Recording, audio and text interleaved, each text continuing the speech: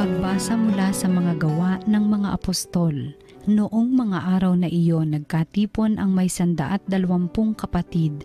Tumindig sa harapan nila si Pedro at nagsalita, "Mga kapatid, kailangang matupad ang nasasaad sa kasulatan na sinabi ng Espiritu Santo sa pamamagitan ni David tungkol kay Judas na nanguna sa mga dumakip kay Jesus. Dati, kabilang siya sa amin at kasama sa paglilingkod. Ngayon, nasusulat sa aklat ng mga awit, ang tirahan niya'y tuluyang layuan at huwag ng tirhan ninuman. Nasusulat din, gampanan ng iba ang kanyang tungkulin. Kaya dapat tayong pumili ng isang makakasama namin bilang saksi sa muling pagkabuhay ni Jesus. Kailangang ito'y isa sa mga kasakasama namin sa buong panahong nakipamuhay sa atin ang Panginoong Jesus. Mula nang binyagan siya ni Juan hanggang sa iakyat sa langit, pumili sila ng 2 lalaki, si Matias at si Jose na tinatawag na Barsabas at tinagurian ding Justo.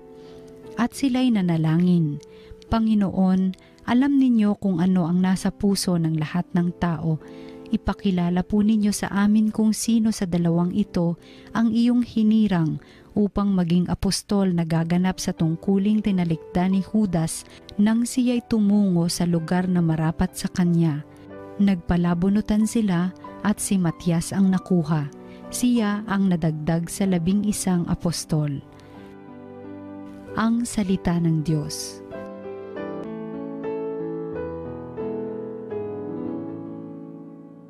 Hinirang ng Diyos ay dinangal sa piling ng mga banal. Dapat na magpuri ang mga alipin, ang ngalan ng poon ay dapat purihin, ang kanyang pangalan ay papurihan, magmula ngayo't magpakailanman. Hinirang ng Diyos ay dinangal sa piling ng mga banal, buhat sa silangan hanggang sa kanluran, ang ngalan ng poon pupurihing tunay, siya'y naghahari sa lahat ng bansa, lampas pa sa langit ang pagkadakila.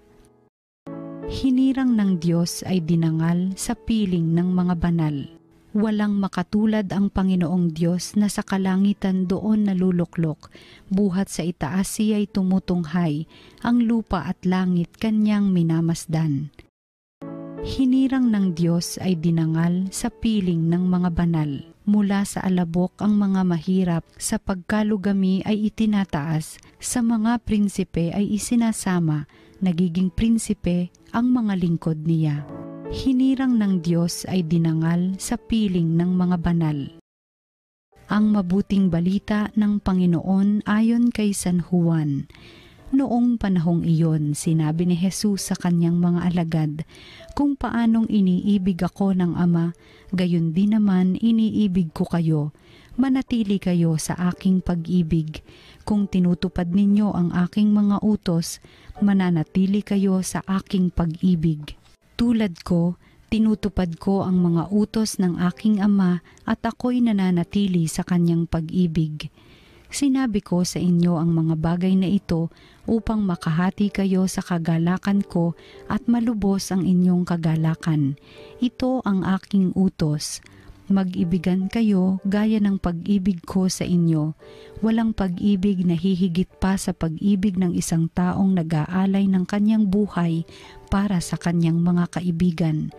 Kayo'y mga kaibigan ko kung tinutupad ninyo ang mga utos ko. Hindi ko na kayo inaaring alipin, sapagkat hindi alam ng alipin ang ginagawa ng kanyang Panginoon. Sa halip, inaari ko kayong mga kaibigan sapagkat sinabi ko sa inyo ang lahat ng narinig ko sa aking Ama. Hindi kayo ang pumili sa akin, ako ang pumili at humirang sa inyo upang kayo'y humayo at mamunga at manatili ang inyong bunga. Sa gayon, ang anumang hingi ninyo sa Ama sa aking pangalan ay ipagkakaloob sa inyo. Ito ang iniuutos ko sa inyo, mag-ibigan kayo." Ang mabuting balita ng Panginoon.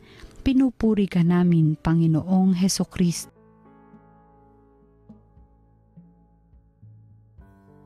Ngayon po ay pinagdiriwang po natin ang kapistahan ni San Matias, isa po sa mga apostol. Kung naalala po natin, Nabutal po yung mga apostol, kulang po ng isa. Tapos sila po ay nagdasal, sila po ay nagpalabunutan at ang napili po nila ay si Matias.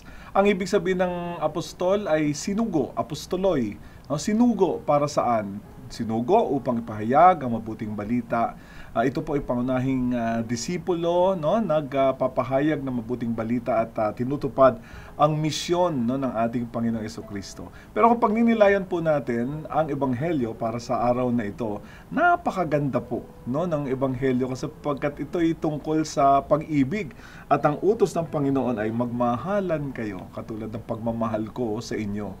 So, ano ibig sabihin po ng ministeryo na ibinigay po ni Jesus sa mga apostol at ngayon ay sinasabuhay natin? Hindi lang po ito ministeryo ng mga gawain o ng pagpapasa ng salita ng Diyos, kundi ministeryo ito ng pagpapasa ng puso, no? Na ang laman ay pag-ibig. Ito po ay ministeryo ng pag-ibig. Nais kong tignan natin ang ating pagiging simbahan, ang ating pananampalataya bilang isang ministeryo ng pag-ibig. Naku, kung wala itong pag-ibig na ito, wala na siguro ako dito sa inyong harapan bilang isang pari. No? Itong mga lingkod na ito ay nagsasanhi kung bakit sila nakapaglilingkod ng maayos at bukas palad ay dahil meron silang pag-ibig sa kanilang puso. Ang pag-ibig ang nagpapaikot, no, ng mundo. Galing ang pag-ibig sa Diyos. Ang pag-ibig ay hindi namimili. Kadalasan ang pagkakaintindi na sa pag-ibig ay, oo, nagmamahal naman ako, pero ang iniibig ko lang ay yung mga kauri ko. Maliit lang yan. Hanggang pamilya lang. Kadalasan nga, no, pagka tayo po ay nagsisimba, gusto nating tupdin yung pagpunta natin sa banal na misa. Pero kung sasabihin doon sa misa ay kailangan tayong maglingkod, sasabihin natin, nagpunta lang ako dyan para magmisa. Ang misa ay pag-ibig din. No? Nag-uudyok sa atin na galing sa pag-ibig ng Diyos tayo rin magmahal sa ating kapwa. Kaya buksan natin ating sarili para sa ministeryo ng pag-ibig na ito. Ang pagmamahal, lalo na ang galing sa Diyos, ay pag-ibig para sa lahat, hindi lang sa kukonting tao. So mag-isip tayo. Sino-sino bang pwedeng mahalin? Lumabas na tayo sa ating tahanan. Siyempre, nandyan yan sa pinaka-basic sa loob ng tahanan, pero mapala din tayo kung tayo lalabas sa ating kapitbahayan, yung mga basic ecclesial communities o kaya yung mga BEC, gumagawa ng extra apostolate na pumupunta sa kanilang kapitbahayan. Yung iba, nagministeryo sa simbahan, no? Basta lumabas tayo. Abutin natin yung mga hindi maabot, no, dahil sa akala nila sila ay napawalay sa simbahan, hindi na sila tinatanggap. Yung mga least, last, lost, yung sinasabi nasa laylayan o nasa peripheries, lumabas tayo at abutin natin sila. Magagawa natin ito sa ngalan ng pag-ibig. At syempre pa, yung mga tao na hindi natin kakilala o kaya itunuturing natin, kaaway natin, sabi ng Panginoon, mahalin natin. Magmahalan kayo tulad ng pagmamahal ko sa inyo. At yung pangalawang pagninilay ko para sa inyo sa daigdig ng pag-ibig ay, ang pag-ibig na ito ay mapagligtas. Redemptive love. Natandaan natin yung pag-ibig na inialay ni Kristo para sa atin. Tandaan natin yung pinasok natin noong Holy Week, no? At lahat ng iyon na ginawa ng Panginoon ay alang-alang sa ating lahat na palayain tayo sa mundo ng kasalanan at dalhin tayo sa grasya ng Diyos. Ganun ba yung tatak ng pag-ibig natin? Kaya wag nating sabihin, ay iba naman yung pag-ibig ng Diyos, iba naman yung pag-ibig ko sa aking pamilya. Kung nagmamahal talaga tayo sa ating pamilya, mga magulang sa kanilang mga anak, yung mga anak sa kanilang mga magulang, hindi ko kaya dapat ang pag-ibig na to ay hahantong sa langit, kung saan maliligtas tayo ng ating Panginoon. Hindi ko kaya lahat ng pag-ibig natin ay hahanto sa kaganapan ng pag-ibig natin, nakapagliligtas sa ating kapwa. At hindi natin magagawa yan kung tayo ay hindi mag-aalay ng ating buong buhay. Kung ang pag-ibig natin ay matipid at doon lang sa kukonti. Tulungan nawa natin ang sarili nating magmahal katulad ng pagmamahal ng Diyos sa atin. Manalangin tayo. O Diyos, tulungan niyo po kami na mas maglingkod sa inyo sa pamamagitan ng pag-alay ng aming buhay sa ngalan ng pag-ibig. tulungan niyo kaming hilumin ang sugat ng daigdig dahil sa pagkamakasarili at kawalan ng pag-ibig.